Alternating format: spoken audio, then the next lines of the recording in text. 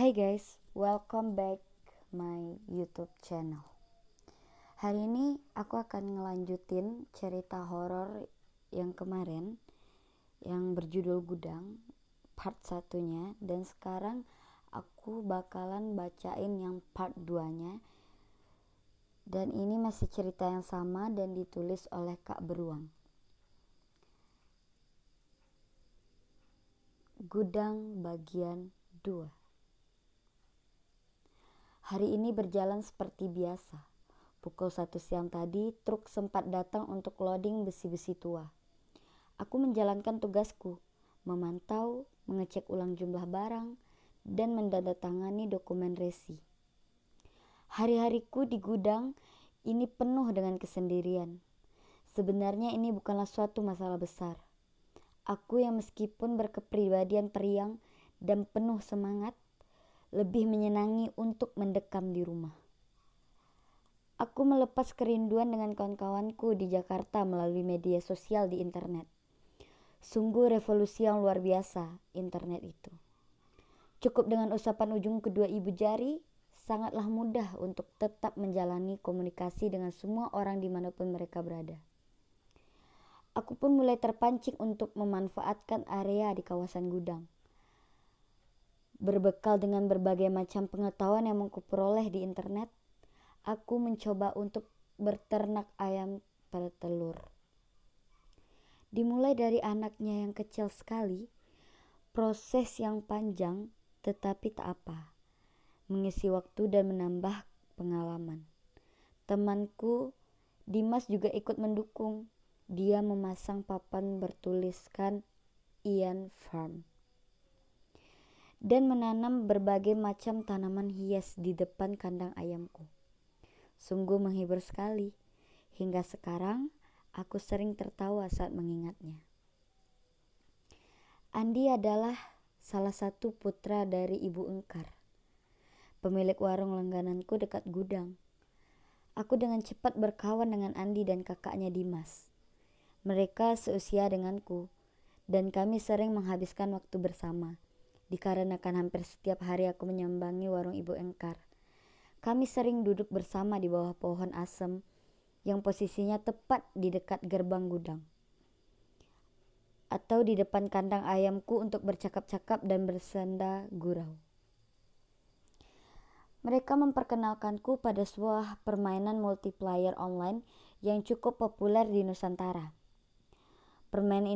Permainan ini juga menjadi salah satu pengisi waktuku saat aku merasa bosan di gudang. Kadang-kadang ku dengar desas-desus dari orang-orang bahwa gudang tempat kerjaku banyak dihuni oleh juring. Namun aku tidak terlalu mengambil pusing akan hal itu. Peristiwa janggal yang kualami di hari kedua dengan Lingga pun tak pernah menghampiri pikiranku lagi. Pada suatu hari, telepon genggamku rusak. Karena aku tidak begitu nyaman dengan situasi yang terlampau sunyi, maka televisi kunyalakan setiap saat. Televisi ini hanya menangkap sinyal dari salah satu channel yang populer dengan berbagai acara talenta musik dangdut. Waktu itu, seorang penyanyi populer bernama Soimah Pancawati sempat menjadi juri di salah satu acara itu. Suara tertawanya sangat menarik dan unik, mirip sekali dengan suara ayam ketawa. Ayam yang sering dikonteskan karena keunikan suaranya. Berulang kali kudengar Soimah tertawa dari layar kaca. Awalnya biasa saja, namun lama-kelamaan aku mulai merasa agak risih karena sedikit menyeramkan jikalau mengingat posisiku yang sendirian di gudang ini. Aku mulai mendengarkan suara anjing-anjing gudang menyalak di luar. Apabila kalian berpengalaman dengan anjing, kalian mungkin tahu bahwa suara salakan dan lolongan anjing itu berbeda-beda. Apabila ada orang atau sesuatu yang mencurigakan di depan gerbang, anjing-anjing gudang akan menyalak dengan konstan. Guk, guk, guk, guk. Aku pun ikut terkondisikan dengan langsung mengenali bahwa ada orang di depan. Malam ini, anjing-anjing gudang bersuara agak berbeda, Guk. Kemudian terdiam sebentar, dilanjutkan dengan guk. Au. Melolong-lolong sungguh ramai. Dinding sebelah kanan kamar tidurku terbuat dari bahan kaca tebal tanpa gorden.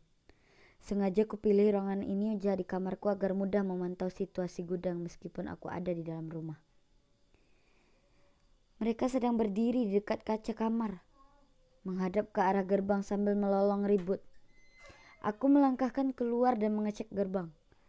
Tidak ada siapa-siapa. Kuperintahkan mereka untuk diam dan kembali masuk ke rumah mereka. Aku masuk kembali ke dalam kamar. Soeimah masih asik tertawa ramai di layar kaca. Karena hari mulai malam, kuputuskan untuk pergi tidur.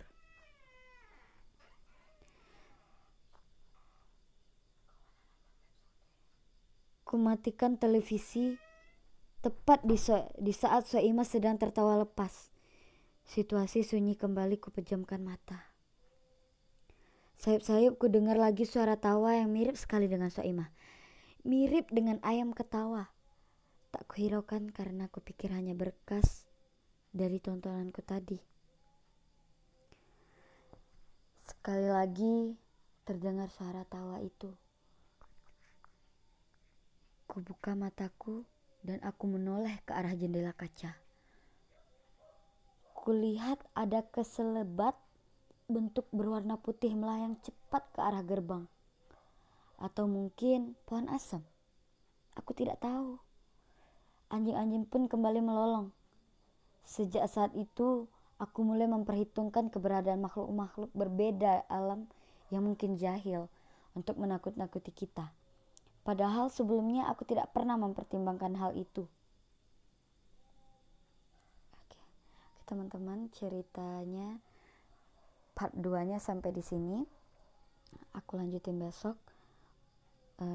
Sebelumnya maaf ada salah-salah pembacaan atau apa. Masih belajar. Dan terima kasih semuanya.